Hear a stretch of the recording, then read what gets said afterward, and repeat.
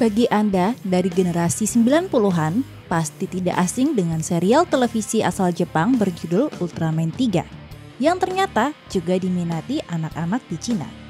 Namun baru-baru ini, serial Ultraman 3 dilaporkan tidak lagi tersedia di beberapa platform streaming film di Cina yang diduga karena mengandung adegan kekerasan. Diberitakan oleh Global Times, banyak warganet yakin penghapusan tersebut bisa jadi karena adanya keluhan dari para orang tua di Cina tentang konten kekerasan dalam serial tersebut.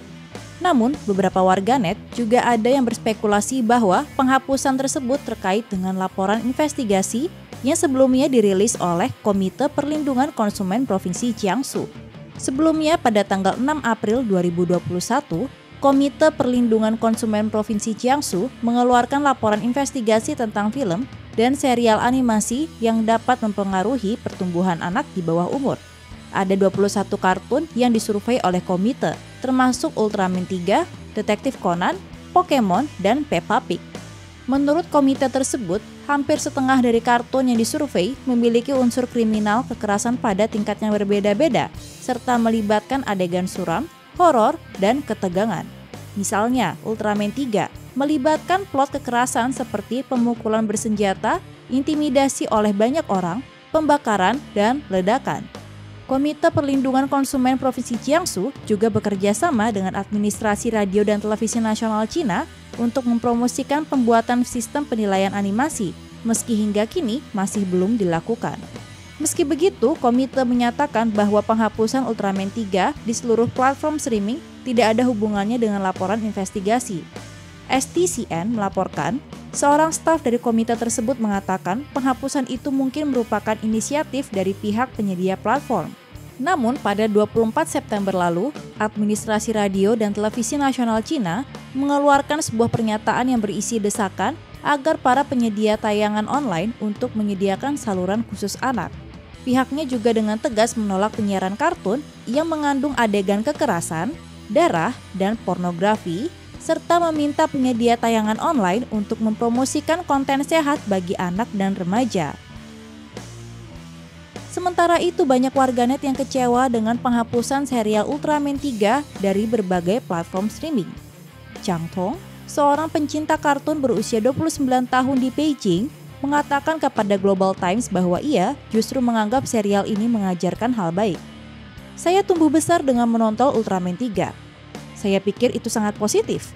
Itu dapat mengajarkan anak-anak untuk melindungi yang lemah dan menjadi orang yang baik, katanya. Diberitakan oleh Sina, banyak warganet yang juga berkomentar bahwa Ultraman mengajarkan untuk tidak pernah melawan yang lemah serta berjuang untuk perdamaian. Di mata banyak orang, Ultraman adalah pribadi yang baik, bertanggung jawab, berani, dan cinta damai. Banyak warganet juga menunjukkan bahwa kartun tidak eksklusif untuk anak-anak. Bahkan sebagian besar kartun sama sekali tidak dibuat untuk anak di bawah umur. Namun, ada beberapa warganet mendukung penghapusan itu, salah satunya seorang pria bermarga Tang yang juga merupakan orang tua dari seorang anak berusia 4 tahun. Menurutnya, ada terlalu banyak adegan kekerasan dalam kartun yang bisa membuat anaknya meniru adegan-adegan tersebut. Wah, kasusnya kok sama dengan yang ada di Indonesia ya? Masih ingat dengan bikini Sandy Cheeks dan baju renang Shizuka yang di blur? Atau adegan anak memerah sapi? Atau mungkin bagian dada patung yang disensor?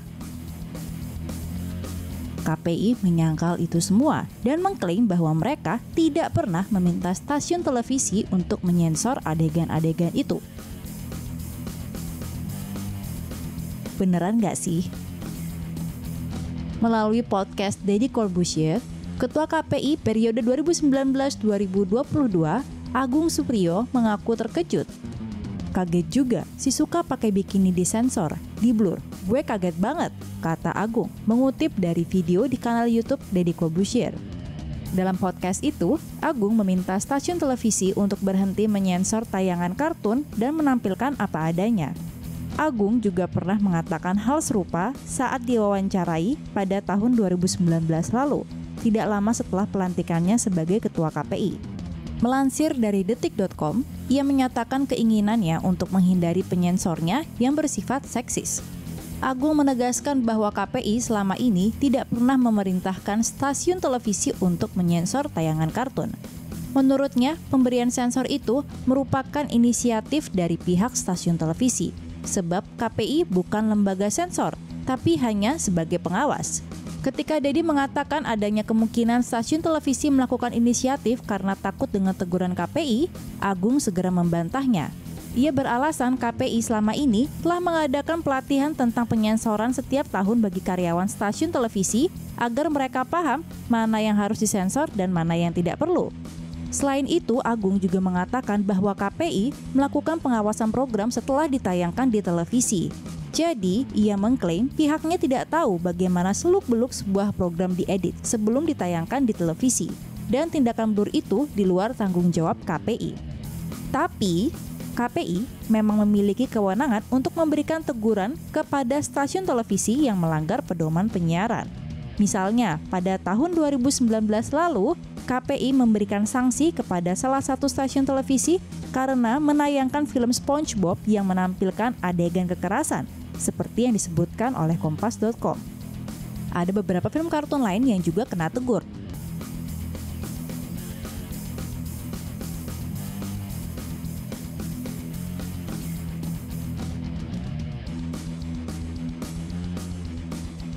Dan ada juga acara TV lokal.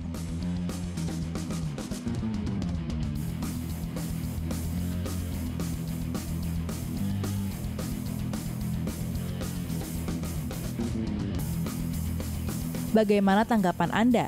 Jangan lupa bagikan di kolom komentar.